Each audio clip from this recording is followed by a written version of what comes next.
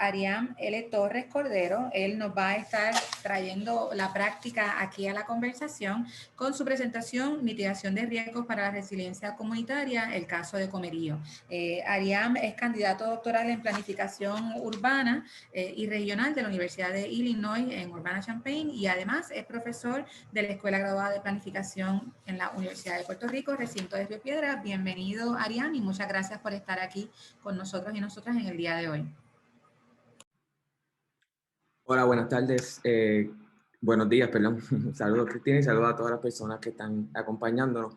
Para garantizar mejor conexión, voy a apagar mi video, pero voy a seguir aquí con ustedes. Bueno, pues mi presentación ya por título, como bien mencionó Cristina, mitigación de riesgos para resiliencia comunitaria, pero igual podría ser mitigación de abajo hacia arriba, ya que ese es el mensaje principal que quiero llevar hoy. Combinando un poco lo técnico que nos estaba mencionando Jennifer, pero también con una mirada holística al asunto de mitigación de riesgo. Sin duda alguna, en los últimos años el concepto de resiliencia ha ganado muchísima popularidad y existen diferentes definiciones que surgen de distintas disciplinas y campos de estudio e inclusive pueden adoptar hasta diferentes significados en diferentes contextos. Pero en términos generales, la resiliencia es la capacidad de un sistema para resistir o absorber los impactos de los peligros naturales o antropogénicos, recuperarse rápidamente de estos impactos y reducir las vulnerabilidades futuras mediante estrategias de mitigación y adaptación. En el caso de Puerto Rico, podemos pensar en un sistema como el país entero, podemos pensar en una región que puede ser una cuenca hidrográfica o puede ser las áreas funcionales que definió la Junta de Planificación, el Plan de Uso de Terrenos del 2015. Podría ser también un municipio, un barrio o una comunidad. Aunque las comunidades realmente no pueden detener los peligros naturales, sí pueden trabajar para reducir las consecuencias desastrosas.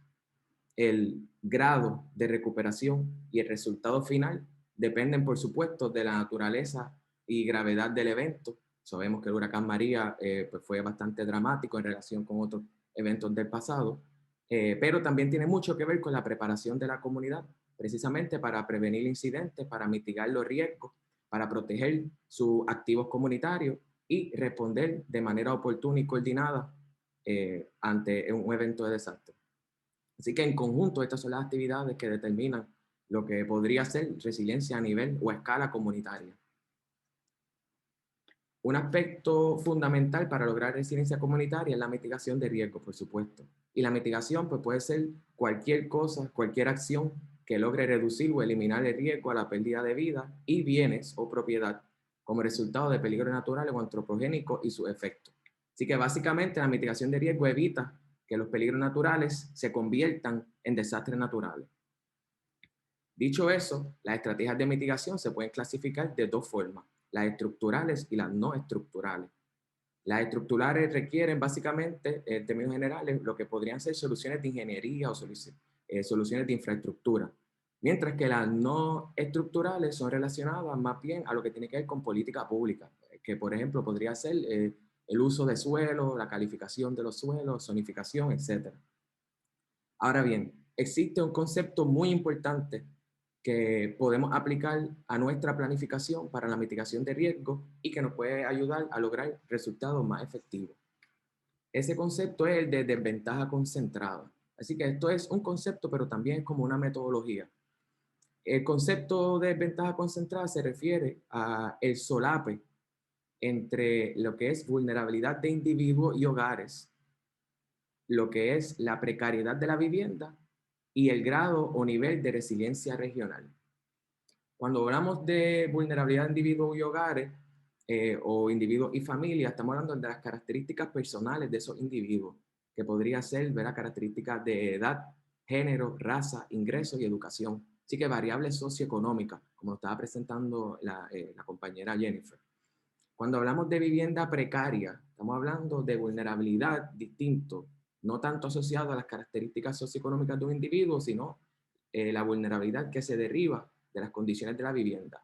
Y esto podría ser tanto lo que tiene que ver con la calidad de la construcción o si la vivienda está ubicada en una zona vulnerables o susceptibles a riesgos. Por ejemplo, viviendas localizadas en zonas inundables o viviendas localizadas en zonas de peligro de derrumbe, por ejemplo. Y finalmente, cuando hablamos del concepto de resiliencia regional, en el caso de Puerto Rico, como les mencioné, esto podría ser tanto un barrio, un municipio o una región más amplia que podría ser una cuenca hidrográfica o las áreas funcionales, ¿verdad? Que presentó la Junta de Planificación u otras regiones legales o administrativas, que en Puerto Rico existen muchísimas. Pues bien, estos sistemas regionales son básicamente regiones de gobernanza o sistemas de gobernanza que enfrentan sus mayores desafíos cuando cuentan con muchas personas vulnerables y una cantidad de vivienda precaria alta. Así que esas regiones son dependientes, ¿verdad?, a los hogares y a las características de los individuos y a las características de la vivienda.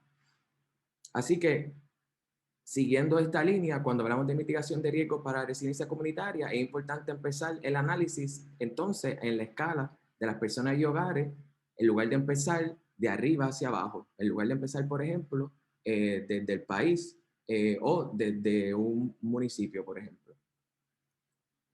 ¿Cómo mitigar? Bueno, pues a menudo las intervenciones que diseñamos para mitigación de riesgos, y de nuevo, intervenciones que pueden ser tanto estructurales como no estructurales, o sea, las de ingeniería o las de política pública, en términos bien sencillos, pues se centran en un componente de la desventaja concentrada, que tal puede ser las características individuales socioeconómicas, la precariedad de la vivienda o a nivel regional.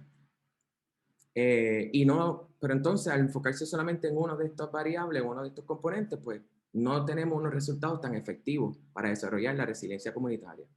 Así que es importante planificar para atender tanto la vulnerabilidad de individuos y hogares, la precariedad de la vivienda y el grado o nivel de resiliencia regional.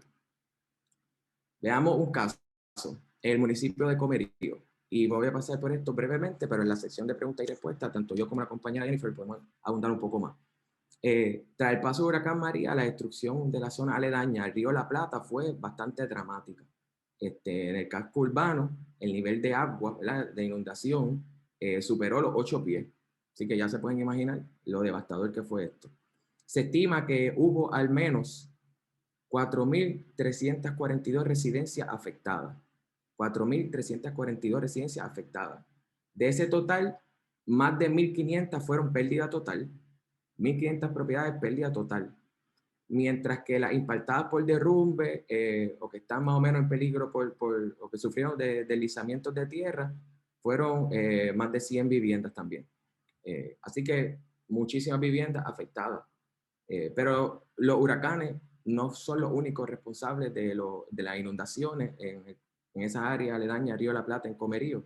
Gran parte de las inundaciones que ocurren con mayor frecuencia realmente no tienen nada que ver con huracanes, sino con otros fenómenos de menor intensidad, pero que provocan intensas lluvias en el municipio. Según las estimaciones quincenales de la encuesta de la comunidad del 2018, Comerío tiene una población de aproximadamente 19.500 habitantes. De estos, aproximadamente 2.767, o el 13% de las personas, viven dentro de la llanura de inundación de 100 años, y que es la de, y 3.384 o 18% vive dentro de la llanura de inundación de 500 años. Eso en términos de las personas. En términos de las estructuras, 814 estructuras de vivienda o residencia están dentro de la llanura de inundación de 100 años, y 1.120 o 16.7, casi 17% de residencias están dentro de la llanura de inundación de 500 años. Y esa llanura de inundación es según definida por los mapas de inundabilidad de FEMA. Esto podría ser más o podría ser menos, ¿verdad?, dependiendo cuando se actualice.